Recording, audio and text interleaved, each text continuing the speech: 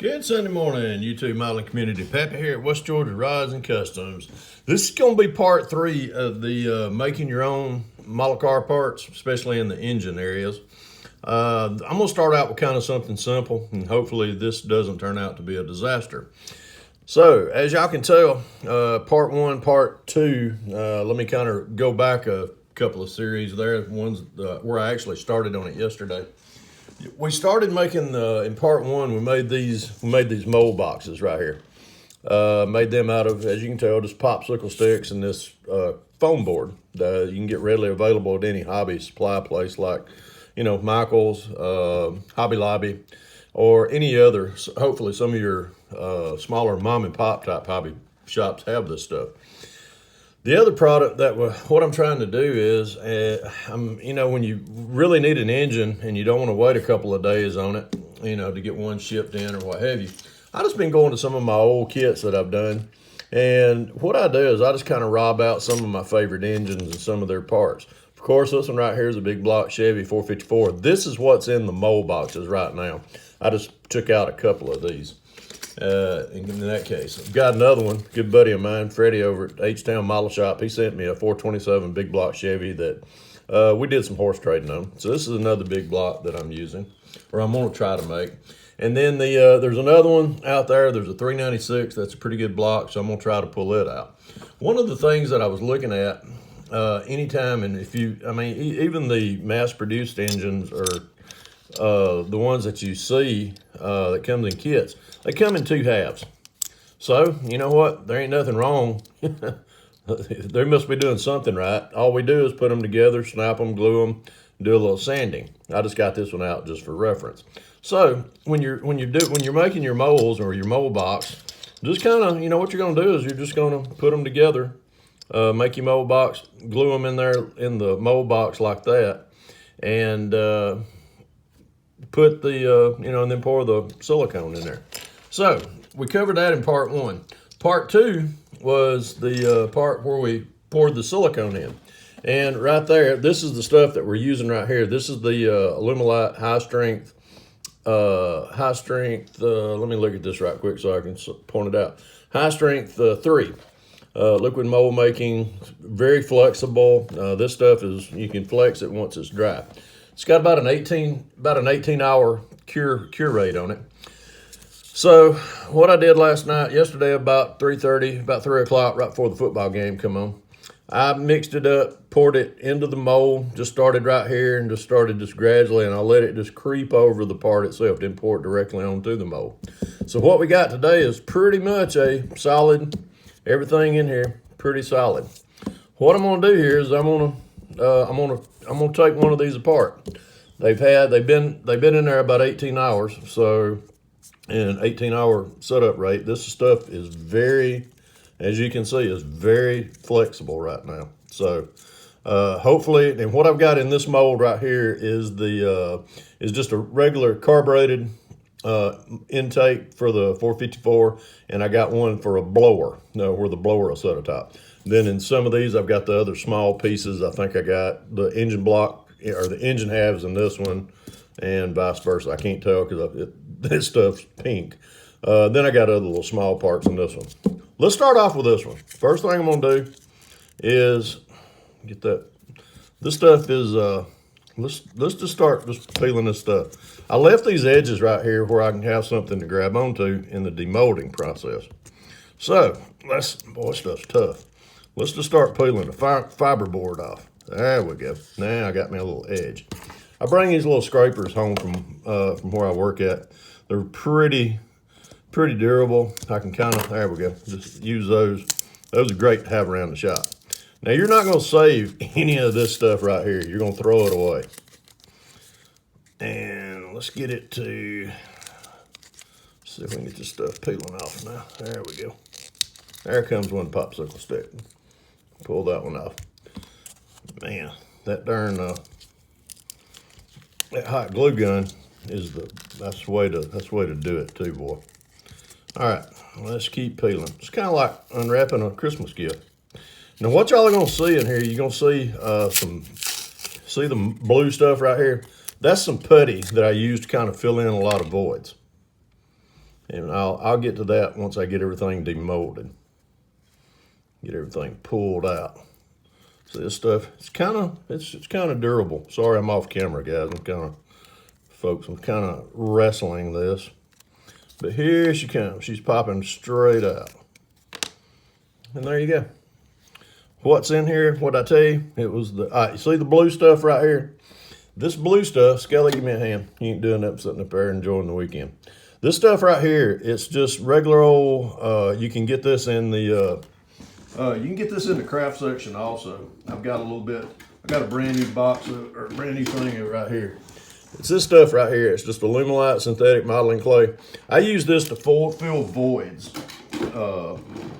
in the mold box itself. If you look at the bottom of these intakes, there's an empty spot right here, but there's a little hidden area. But I wanted it to, I got a flat area, so I had to fill that in. That way it don't fill up with the silicone.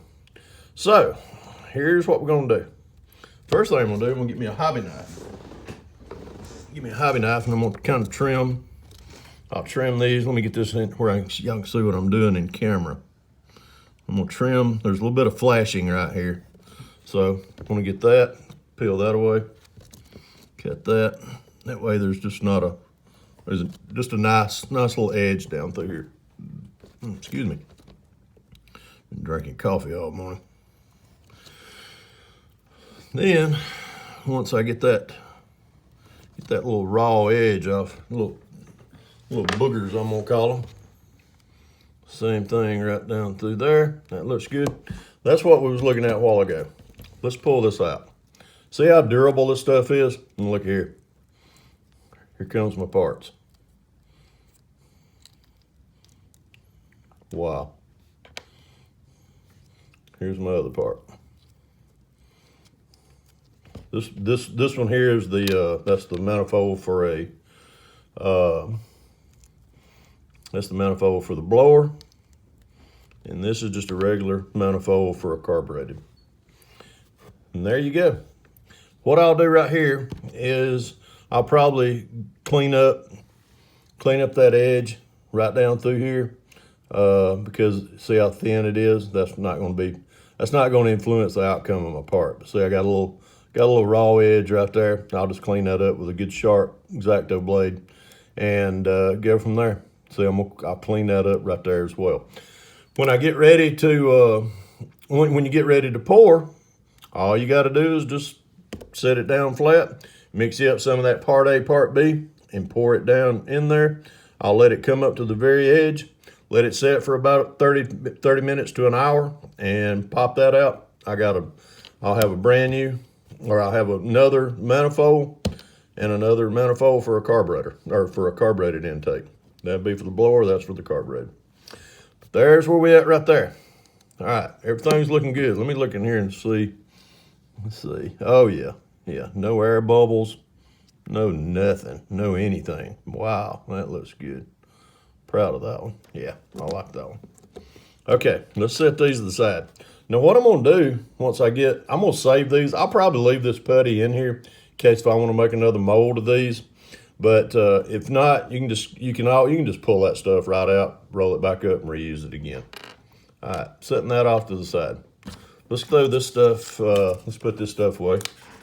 Throw that in the trash. Let's demold. Let me see if I can figure out where the engine. I can't remember.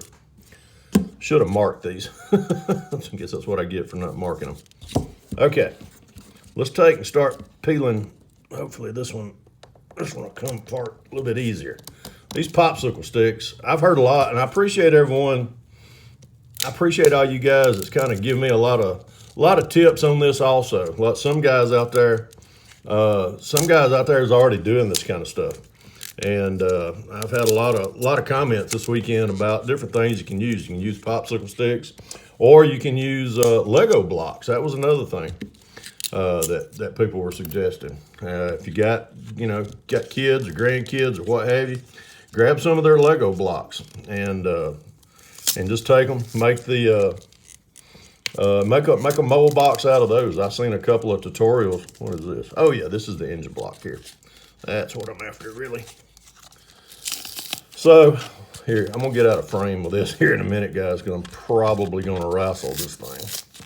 This is a big chunk. I had some people ask me about how much of this stuff to use. There's a formula. There's a formula calculator that Alumilite provides on their website. And what you can do is you take, once you get your mold box, fabricated, all you do is you take length, you put that into the calculator, you length, width, and depth. And that tells you about how much the product to use. In these 3 molds right here, I used 8 ounces of the base, the silicone, and about 4 scoops of the catalyst. And then I just went to pouring. Well, I mixed it up and then went to pouring. All right, going on about 11 minutes on this. I'll try to do 15-minute videos each one. So let me get this thing. Yeah, this stuff's really durable. Really shocked. And then there we are. There's what there's what we look like. There's the engine halves. Let's and you can see how flexible. See how flexible this stuff is? And you can flex that part once you've poured it right on out of there. These are the originals. Okay, everything's coming out right here. As you can tell right here also, as you can see, I've used some of the blue putty in this area. And what it is, there's holes right here. And I didn't want any holes. I don't want the holes in here. So I just plugged them up. There was a couple of holes here and a couple of holes on the very top. So I plugged them up that way some did get through here, just seep through. So you can actually just remove that. That's not going to be, see? That's all that is right there. It's just seepage that went through there. And I'm gonna pull that. I don't really want to tear into the mold. I don't want a raw edge, but let me keep going here. And then let's let me keep pulling this excess. There we go. Then there's my engine half for that side. Here's my engine half for that side. And there is an engine, 2 halves of part A, part B. And all you'll do, pour these with the part A, part B mixture, fill these up, let them set, and you got an engine right there. Pretty cool, pretty cool. I'm very pleased with how these molds came out. I tried doing this a while back. Didn't really have too much success with it. It was I really just didn't put a lot of time into it. But if you take your time, make a good mold, you'll have a good product when you pour, and you'll be successful when you're trying to make another engine for another project. So there's the engine half. There's the mold for the manifolds. I still got one more to do. This is all the small parts. I'll try to do this in another part. I'm gonna stop this right now. I'll take this out and then I'll show you how the other one turns out here in maybe part 4.